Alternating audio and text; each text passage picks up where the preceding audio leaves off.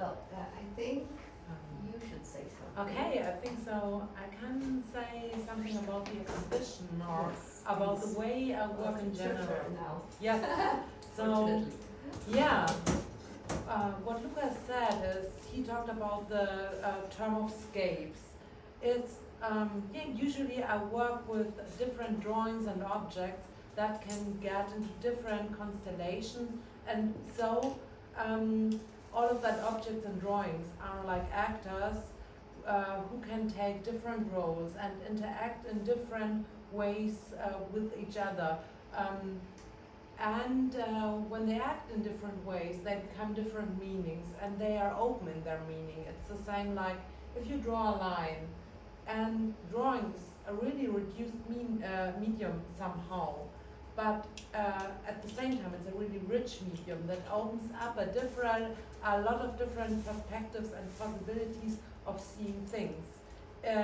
You have some kind of silhouette or some kind of what you could think of outline, but it's something more. It's something that keeps spaces open, and that is also that connects to ambivalences. Somehow you can see a thing, you recognize things, you can recognize different aspects of things that you know, like some almost deja vus. But at the same time, the drawing drives you into something unknown, something that seems strange, uncanny, or weird to you, and you see that all of those dimensions that life is made up, you can see them in one time, in one drawing, which is quite reduced, but at the same time, you can turn it like some kind of kaleidoscope and see different perspectives all at once. And that's a lot about my work in general. For me, it's about opening up different ways of seeing things. When I draw paint, it's always in between, or when I make objects or installations, it's always connected to drawing, to meanings shifting their forms, and forms shifting their meanings. It's both end. And the figuration, it's always open in between of like different emotions and different meanings and different constellations that show up within one drawing.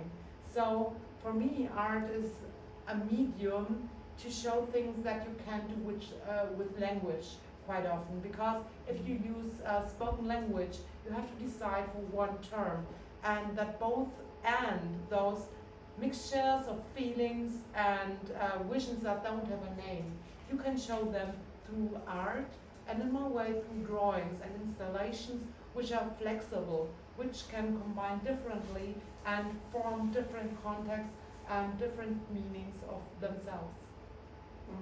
That's, yeah, so I would say in general. And what you see here is they are objects that are derived from things that exist in real world, like plants, but they become their own reality, like sculptural beings, like forms of organs, like forms of objects that have male, female, and in-betweeners associations somehow. And the same shows up if you look at the drawings. The figuration you see, are they animals, are they human, are they both and? Are they dancing, are they struggling, or is this everything all at once? That's what the drawings are all about. And the smaller drawings are kind of like condensed vocabulary of different topics I have, and which I brought together on this wall. Like somehow in some open form, it's non-linearly, it's not linear hanging, it's like more like associative in some way, and the same way is how they should be, or how you could look at them, how they connect and reconnect the things you find in the other objects and the watercolor drawings. Yeah, and what is opened up. That's why I was curious to Yeah. ask you. Yeah. How did you get to your phrases that accompany your designs? Yeah, sometimes there are phrases that accompany my designs. It's more like there's one series where you have some kind of still life drawings, kind of strange still life situations that are non-familiar somehow, that are quite like whimsical, strange, and you don't know what you see in that still life constellations. And they are combined by um, by sentences. And that sentences, they open up some parallel meaning. How could you describe that image in words? Those kind of poetic texts are. From the design installation to the phrase. Yeah, it's sometimes there's first the phrase, sometimes there's first the drawing. Sometimes I have that phrase in mind for some long time and they come together. Because it's like two ways of installation meet each other. For me, that poetic form of writing and that really condensed form of writing is somehow similar, like if you do a drawing or if you make an installation. You pick several parts of what you see and what you reflect. You bring them together to one image that comes up in mind, and then you have a completely different image within the drawing. And those both images meet. They form some kind of installation, and you can switch in between of what you read and what you see. And so you have some kind of multisensual installation in that really condensed form. I think this is what happens. Thank you, Nina. And also, I love also your way to explain, because you using your body, using your hands. It's always like. And so when we start speaking, I had in my mind that the way that you were drawing, drawing the different meanings. So, just trying to use several different stuff all together, no? Drawings and the words and everything together, because it's a complex reality. It is. So. Pick things from different points of reality to form some kind of, or to grasp somehow that permeability of different ways of seeing and being connected from the inside and the outside, and how things differ through your mind, brain, feeling, skin, whatever. And those moments that they form when they are the double folds and the triple folds. But it was in another exhibition that you did. It was very nice, that installation. About forms. This is about forms. Those are works. They are on folded paper. Maybe we can show. One. We should see. I think that. I can explain. It's like drawings on folded papers. I think it should. And they describe. They are derived by folds. Yay. Maybe we have it here. Those are the scale. This is the plater, I guess. And just like ideas, questions, please. Get it later.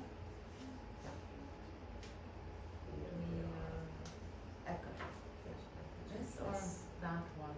That one.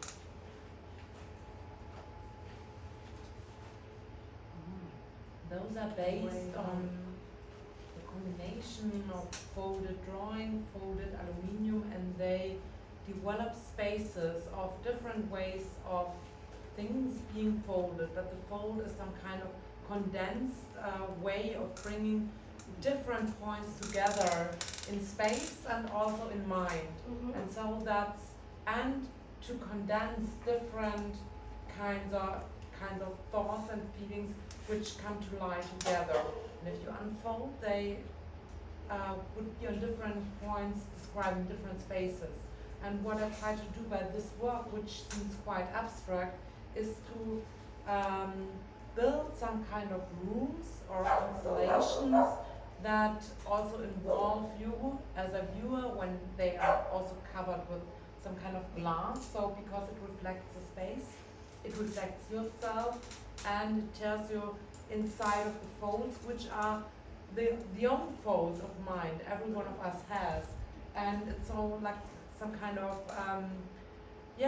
process of permeability and getting deeper into folds that are seen, and by this getting deeper into how we, as we are thinking and perceiving things, are folded within ourselves. Very nice. I have a question. When you use the term, the word constellation, are you referring to Walter Benjamin? Yes, of course, too. Of course, like So I yeah. have another consideration. Constellation. Consideration. Consider. I have something also to say. Yeah, I love his way of how he brings together different thoughts. There are about like a text about cities in the south where he talks about how he walks, for example, through Italy or different places.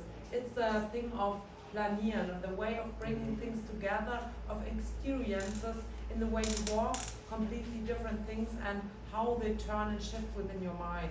So yes, I like his way and his approach very much. And yeah. Looking at your works, I Speak louder. louder. Yes. Looking at your works, I recognize not only something scary or something psychoanalytical, but something like a dance. Yes. Also, but a dance is something positive. So I think the ambiguity or ambivalence. Okay. There's this is I think the greatest ambivalence. No. You can well, switch to thinking scary about- to Yeah. a dance that is something that gives happiness. Yes, a dance. Think about a lot of couples use that concept of tango to think about constellations and shifts within their relationship and all of the different feelings that are entwined and that are there at once.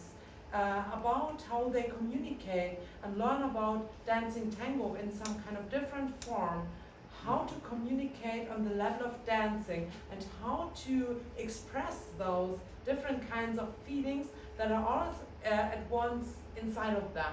So a dance is a positive thing, and a dance is a transformation and some kind of always dynamic process of communication and thinking about things that have diverse or ambivalent or ambiguous kind of feelings within the persons, forming together something else as a ritual that will change with each and every dance, I guess. And so that's why I also took that cascade-like, dance-like form, because it holds all of that different aspects.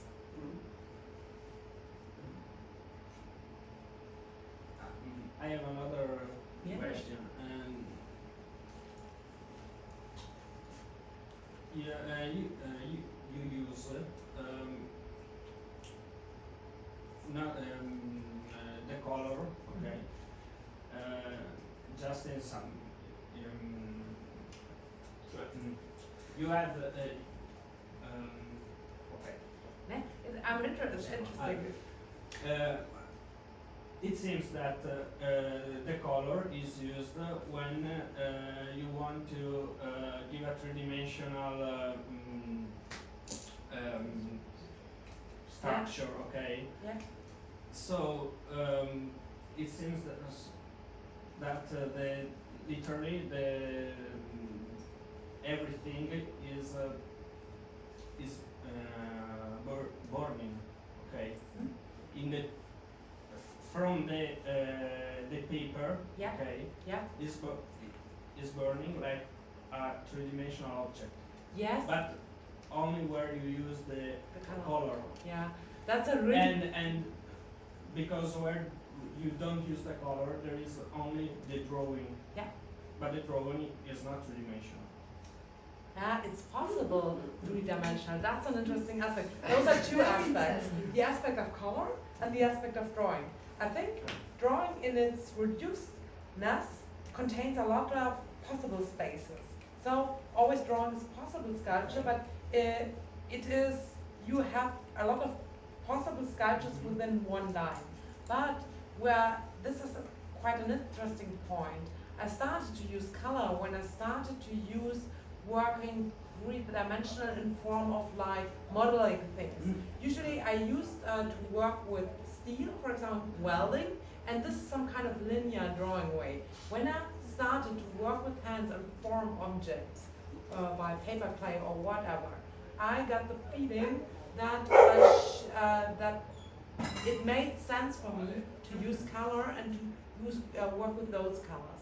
I started with working with colors in 2020, just 4 years ago, because the original thing is always the possible space and the possible meanings that are opened up by drawing ink on paper and every time black and white or some grayish, because I wanted to take away the component of color, because everything is colorful, and the way of working just with black and white means that you can see things that have usual different qualities and meanings at the same time, with the same quality and worth on some sheet of paper, and then you are free in your mind to play with them. But the sculptural thing, what you just mentioned, is a really important thing, and that comes through the color, and I love that play between the sculptural aspects, where they come out, and then they go back into the paper, some kind of undefined space. You don't know, is the space, are they poured into the space or drawn into the space, or are they appearing from that space? So it has different directions also. And then for this one I use the drawing and just the drawing line, but the color for the aspects that become sculpture. Yeah. Thank you. Because that's an important question, and talking about that connects between the sculptural aspect and the aspect of a sculpture and color, because I always said, well, when I started with that modeling clay, that was the moment when I thought about color. Yeah. Yeah.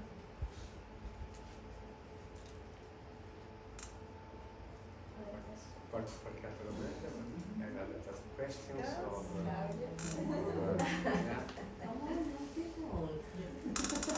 I do have a question. Yes. I was wondering, between like the painting and drawings and the sculpture, which artwork like do you think that convey like very well the message of ambivalence? You know, which kind of like if it's the watercolor drawings or if it's the drawing on the wall or the sculptures? I think they do it in different ways. Okay. And they do it in the play, and those connections and the in-between they develop together. Mm-hmm. So it's, I work a lot with different constellations of objects and drawings, and those drawings with colors. So the ambivalences and the openness of meanings, or the meaning that is formed, or the relationship always is formulated in the way where they are presented and come together in a certain way. So the ambivalences are made up in different ways in the color drawings, which it's more like what I said before, just before, and well, the ambivalences within those sculptures here are more within like, oh, they are derived from something that does exist but forms some kind of object of itself which cannot be named. Is it part of something? Mm-hmm. Is it a creature of its own? Is it some kind of part of body, plant, or is it something that is going away, which is fading somehow, or is it something that is in a process of construction? So all of those works have different ways or modes to open up aspects of ambivalence, I guess. Also, what's the importance of the objet trouvé in the sculpture? Yeah, the object trouvé in the sculpture has to do with on the one hand, the process of flanieren, of the way of finding things. It can be findings and everyday things that I see that can be part of a drawing, or that can be a drawing which looks like a sculpture but is something like found impression from outside. That's the one thing. And the other thing is like those objects that I find, okay, some of them are quite clear what they are for, but often those objects are not, the use of that object is not quite clear. And so they are somehow, the found objects are also open objects which could form some kind of pedestal or some kind of interaction partner for that object I make. So I look like it's somehow similar with working with text and working with drawings. Some parallel aspects that I find at different places come together to form a third one and open up new ways of seeing something.